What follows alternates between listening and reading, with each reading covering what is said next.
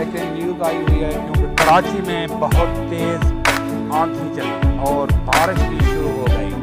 क्योंकि देख रहे हैं आप तो बड़ा हजूम है जो बारिश में आप फंसा हुआ है। ये देख लें, मोटरसाइकिल भी नीचे गिर गया है। आज की बरेकिंग न्यूज़ कराची से आपको दे रहे हैं क्योंकि बहुत तेज़ बारिश चल रही है। कम अज़ कम 3 फुट पानी गहरा है, इतना तेज़ बारिश है। कराची में बहुत तेज़ बारिश आ रही है। हमारे चैनल को अगर आपने सब्सक्राइब नहीं किया तो सब्सक्राइब कीजिए न्यूज़ को।